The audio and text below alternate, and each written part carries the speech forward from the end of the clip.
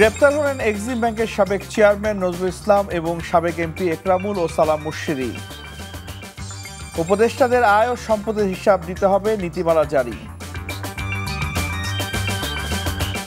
বন্যার জন্য সংগৃহীত অর্থের 8 কোটি টাকা প্রধান উপদেষ্টা ত্রাণ তহবিলে দেবে বৈষম্য বিরোধী ছাত্র আন্দোলন।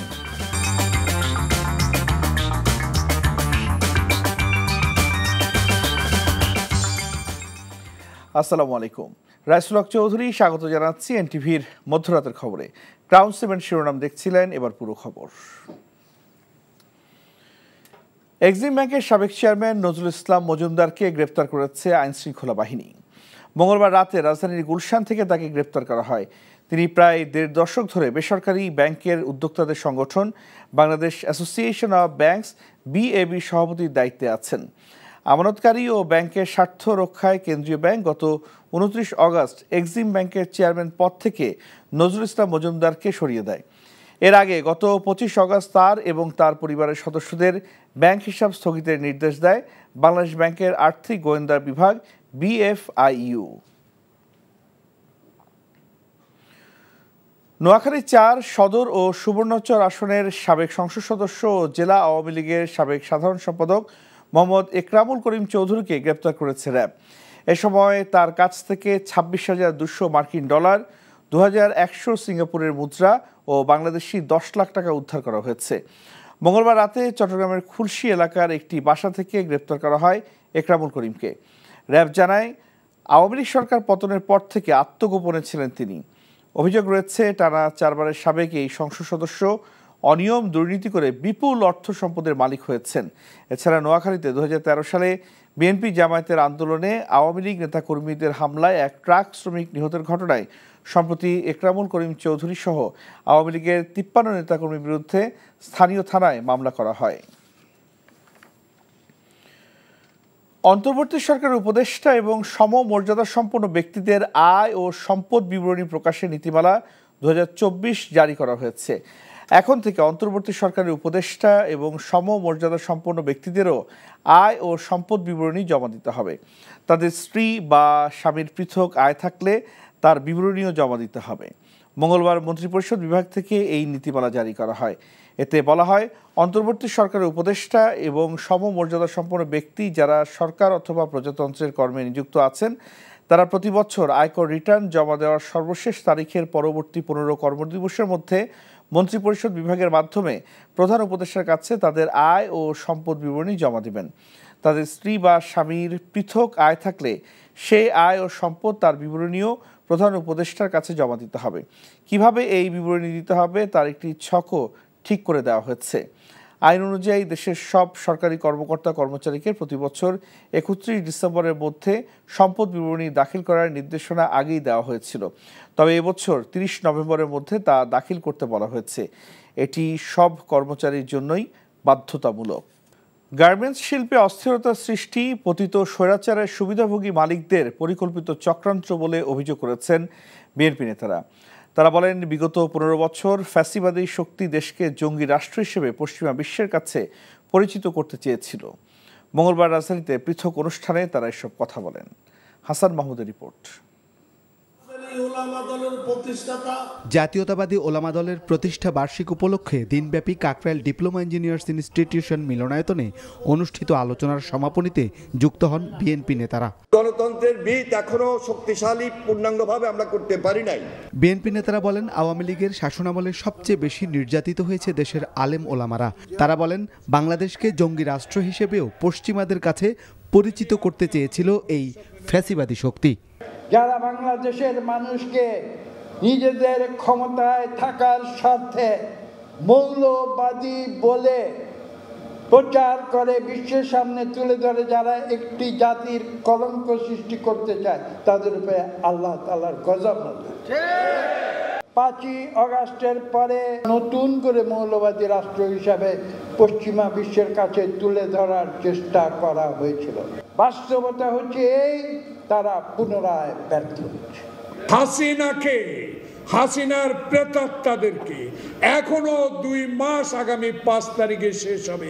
অনুরোধ জানাবো বিতাড়িত করেন, নাহলে দেশে আরেকবার অশান্তি তারা সৃষ্টি করবে। এদিকে নয়াপল্টনে আমরা বিএনপি পরিবারের পক্ষ থেকে ছাত্র জনতার গণ অভ্যুত্থানে আহতদের মাঝে সহায়তা প্রদান অনুষ্ঠানে রিজভী আহমেদ বলেন, গার্মেন্টস শিল্পে অস্থিরতা সৃষ্টি করছে পতিত স্বৈরাচারের দোসররা। পতিত স্বৈরাচারের দুষ্টচক্র প্রশাসন থেকে শুরু করে প্রত্যেকটি জায়গায় তারা সুতার টান দিচ্ছেন এবং একটার পর একটা ঘটনা তারা সেখানে ঘটছে।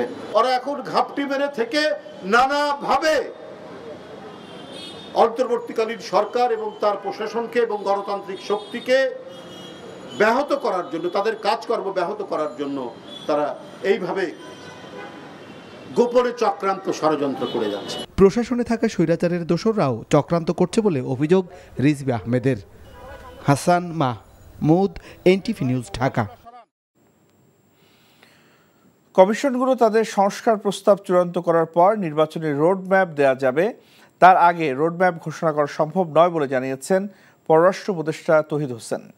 জাতিসংঘের সাধারণ পরিষদ নিয়ে মঙ্গলবার আয়োজিত সংবাদ সম্মেলনে তিনি আরও জানান, আগামী নভেম্বরের বিমস্টেকের বৈঠকে ইউনুস মোদির দ্বিপাক্ষিক বৈঠক হবার সম্ভাবনা রয়েছে। আরও জানাচ্ছেন মুকসিমুল আহসান।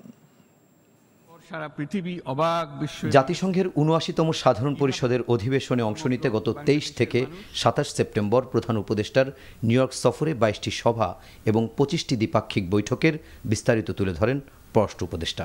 সংবাদ সম্মেলনে তিনি বলেন, এবারের সফর বিভিন্ন কারণে গুরুত্বপূর্ণ। এটার গুরুত্বটা আপনাদেরকে বুঝতে হবে অন্যভাবে। সেটা হলো যে গত ৩০ বছরে কিন্তু কোনো মার্কিন প্রেসিডেন্টের সাথে বাইলেটারাল ভিজিট হয়নি। দাঁড়িয়ে ছবি তোলা হয়েছে অনেক, সেটা তো প্রতি বছরই সুযোগ থাকে ওই একটা রিসেপশন দেওয়া। তৌহিদ হোসেন বলেন, বাংলাদেশ পুনর্গঠনের পরিকল্পনা বিশ্বের সামনে তুলে ধরা হয়েছে, পাশাপাশি রোহিঙ্গা প্রত্যাবাসন এবং মানবাধিকার প্রতিষ্ঠা সহ বাংলাদেশ পুনর্গঠনে ডক্টর মোহাম্মদ ইউনূসের সমর্থন এবং সহযোগিতার আশ্বাস দিয়েছেন বিশ্ব নেতারা। এক প্রশ্নের উত্তরে তিনি বলেন, প্রয়োজনীয় সংস্কার করার পরই নির্বাচন দিতে চায় সরকার। ৬টা কমিশন গঠন করা হয়েছে, তাদের নোটিফিকেশন বোধহয় ২-১ দিনের মধ্যে হবে। তাদেরকে ৩ মাস সময় দেওয়া হয়েছে, অর্থাৎ এন্ড অফ ডিসেম্বর অথবা আর্লি জানুয়ারি তারা তাদের রিকমেন্ডেশন প্লেস করবে। তখন আরও কিছু স্টেক হোল্ডারের সাথে আলাপ আলোচনার প্রশ্ন আছে। তখন সত্যিকার অর্থে তখনই কিন্তু রোডম্যাপটা ঠিক করা যাবে। তখন তার আগে কিন্তু আপনি রোডম্যাপ ঠিক করতে পারছেন। আমি আজকে যদি বলি যে ৩ মাস অথবা ৩ বছর, it doesn't make any sense. ওইটা তখন দেখতে হবে। পররাষ্ট্র উপদেষ্টা জানান, মালয়েশিয়ার প্রধানমন্ত্রীর নেতৃত্বে ৫৮ সদস্যের প্রতিনিধি দলের সংক্ষিপ্ত সফরে আগামী ৪ অক্টোবর বাংলাদেশ আসছে। আগামী নভেম্বরে বিমস্টেক সম্মেলনে ইউনূস মোদির দ্বিপাক্ষিক বৈঠক হওয়ার সম্ভাবনার কথা জানিয়ে উপদেষ্টা বলেন, দেশের স্বার্থেই ভারত পাকিস্তানের সঙ্গে সুসম্পর্ক রাখতে চায় বাংলাদেশ। তবে ৭১-এর ইস্যুতে বাংলাদেশের কাছে পাকিস্তান ক্ষমা চাইলে সম্পর্ক আরও এগিয়ে নেওয়া সহজ হবে। ভারতের পররাষ্ট্রমন্ত্রীর সাথে সাক্ষাতে আমরা উভয় পক্ষ একমত হয়েছে যে আমাদের পরস্পরের সাথে সুসম্পর্ক প্রতিষ্ঠা করা প্রয়োজন। পাকিস্তানের ব্যাপারে ভালো সম্পর্ক অবশ্যই করার চেষ্টা করব, তবে ৭১ও থাকবে। That is the right way to just put it behind. এরপরেও আমাদের মনে থাকবে, কিন্তু এটাকে এই সম্পর্কের ক্ষেত্রে কোনো ধরনের কোনো প্রতিবন্ধকতা যাতে না হয়, সেটার জন্য এটা হলো সবচেয়ে ভালো পদ্ধতি। গণহত্যার দায়ে শেখ হাসিনার বিরুদ্ধে আন্তর্জাতিক অপরাধ আদালতে এখনও মামলা করার সিদ্ধান্ত হয়নি জানিয়ে পররাষ্ট্র উপদেষ্টা বলেন, চাইলে যে কোনো ব্যক্তি মামলা করতে পারেন। শেখ হাসিনাকে দেশে ফিরিয়ে আনার ব্যাপারে ভারতের পররাষ্ট্রমন্ত্রীর সাথে বৈঠকে আলোচনা হয়নি বলেও জানান পররাষ্ট্র উপদেষ্টা। Muksimul Ahsan, NTV news, Dhaka. খুলনা ৪ আসনের সাবেক সংসদ সদস্য আব্দুস সালাম মুর্শিদীকে গ্রেপ্তার করেছে র্যাব। রাজধানীর বসুন্ধরা আবাসিক এলাকা থেকে তাকে গ্রেপ্তার করা হয়। র্যাব সদর দপ্তর থেকে খুদে বার্তায় এই তথ্য জানানো হয়। ২০২২ সালে খুলনার ফুলতলা এলাকায় হামলা, আক্রমণ ও হত্যার অভিযোগে দায়ের করা মামলায় তাকে গ্রেপ্তার করেছে র্যাব। সাবেক ফুটবলার আব্দুস সালাম মুর্শিদী তৈরি পোশাক রপ্তানিকারকদের সংগঠন বিজিএমই এর সভাপতি ছিলেন। ২০১৮ সালে জাতীয় নির্বাচনে খুলনা ৪ আসনে উপনির্বাচনে জয়ী হয়ে প্রথম সংসদ সদস্য নির্বাচিত হন তিনি। বন্যার্থদের সহায়তায় সংগ্রহ করা অর্থের মধ্যে ৮ কোটি টাকা প্রধান উপদেষ্টা ত্রাণ তহবিলে দেয়া হবে বলে জানিয়েছে বৈষম্য বিরোধী ছাত্র আন্দোলন। মঙ্গলবার রাতে ঢাকা বিশ্ববিদ্যালয়ের টিএসসি অডিটোরিয়ামে সংবাদ সম্মেলনে বন্যার্থদের সহায়তায় ত্রাণ কার্যক্রমের পূর্ণাঙ্গ অডিট রিপোর্ট প্রকাশকালে এই তথ্য জানান সংগঠনটির সমন্বয়করা। এ সময় তারা জানান, মোট উত্তোলন করা ১১,৬৪,৮৪,০০০ টাকার মধ্যে বন্যা দুর্গতদের জন্য ব্যয় করা হয়েছে ১,৭৮,৩৩,০০০ টাকা। দুটি ব্যাংক অ্যাকাউন্টে জমা আছে ৯,৯১,৫১,০০০ টাকা। এর মধ্যে বাকি 1,91,00,000 টাকা উত্তরাঞ্চলের বন্যা কবলিতদের সহায়তায় ব্যয় করা হবে বলে জানান সমন্বয়করা। এই সময় তারা জানান ত্রাণ কার্যক্রমের স্বচ্ছতার জন্য সময় নিয়ে অডিট রিপোর্ট তৈরি করা হয়েছে। তিনি অডিট অফিসার নিজেই বলেছেন 10 তারিখে তার নিকট যাওয়া হয়েছে, প্রায় 21 দিন সময় নিয়ে তিনি অডিটটি করেছেন। আমরা যদি আমাদের জায়গা থেকে 10 তারিখে বসে এরকম একটি প্রেস ব্রিফিং আমাদের রিপোর্টটি দিয়ে দিতাম, আমরা কিন্তু দিতে পারতাম, কথা উঠতো না কেন দেরি হয়েছে। কিন্তু এই যে স্বচ্ছতার জায়গাটি, জবাবদিহিতার জায়গা এবং দৃষ্টান্ত তৈরি করার জায়গায় আমরা এটিতে গিয়েছি। অতীতে সরকার যেই ক্ষেত্রে যেই টাকা অ্যালট করেছে এবং ভবিষ্যতে যেই প্রজেক্টে যেই টাকা অ্যালট করবে সেটিরও ঠিক একইভাবে জবাবদিহিতা নিশ্চিত করবেন যেভাবে আপনারা এই ত্রাণের জবাবদিহিতাটি নিশ্চিত করেছেন।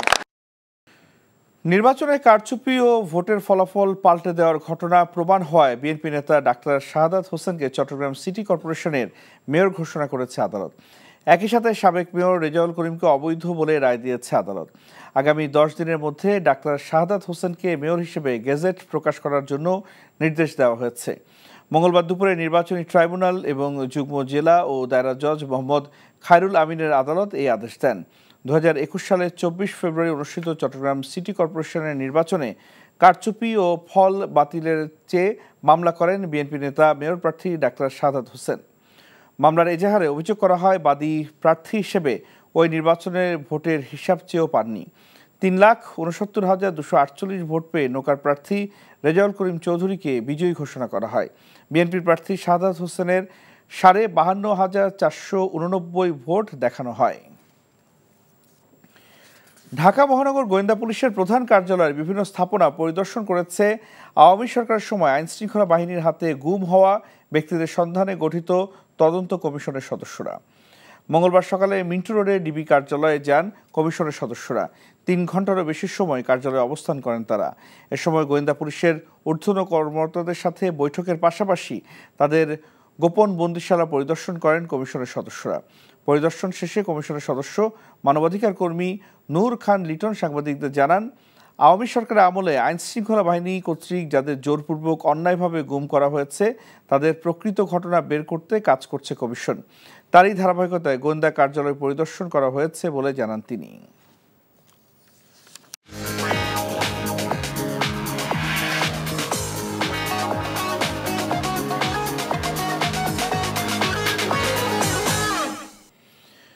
নগদ নিবেদিত অর্থনীতির খবর। টানা 2 সেশনে বাড়ার পর মঙ্গলবারও বিশ্ববাজারে জ্বালানি তেলের দাম কিছুটা বেড়েছে। ইসরায়েলি হামলায় লেবাননে হিজবুল্লাহ প্রধান হাসান নাসরুল্লাহ নিহত, ইয়েমেনের বিদ্রোহী গোষ্ঠী হুতিদের বিরুদ্ধে সামরিক অভিযানের পর গাজার সংঘাত মধ্যপ্রাচ্য জুড়ে ছড়িয়ে পড়ার আশঙ্কায় অস্থির হয়ে উঠেছে তেলের বাজার। বার্তা সংস্থা রয়টার্স বলছে, আগামী ডিসেম্বরের জন্য বিশ্ববাজারে জ্বালানি তেলের দাম ব্যারেল প্রতি 13 সেন্ট বেড়ে $71.83 উঠেছে। এছাড়া নভেম্বর মাসের চুক্তির জন্য মার্কিন বেঞ্চমার্ক WTI এর দাম ব্যারেল প্রতি 11 সেন্ট বেড়ে $68.28 উঠেছে। গ্রেপ্তার হলেন এক্সিম ব্যাংকের সাবেক চেয়ারম্যান নজরুল ইসলাম এবং সাবেক এমপি একরামুল ও সালাম মুর্শিদি। উপদেষ্টাদের আয় ও সম্পদের হিসাব দিতে হবে, নীতিমালা জারি। বন্যার জন্য সংগৃহীত অর্থের 8 কোটি টাকা প্রধান উপদেষ্টা ত্রাণ তহবিলে দেবে বৈষম্য বিরোধী ছাত্র আন্দোলন। দখলদার ইসরায়েলকে লক্ষ্য করে শতাধিক ব্যালিস্টিক ক্ষেপণাস্ত্র ছুড়েছে ইরান। এই ছিল মধ্যরাতের খবর। এই খবরের ভিডিও শো আপডেট জানতে ভিজিট করুন এনটিভি অনলাইন www.ntv.com। এছাড়াও এনটিভি জনপ্রিয় সব অনুষ্ঠান ও খবরে আপডেট জানতে ভিজিট করুন আমাদের ইউটিউব ও ভেরিফাইড ফেসবুক পেজ। সকাল 7:30টায় সকালের খবর দেখার আমন্ত্রণ রইল। ধন্যবাদ সবাইকে।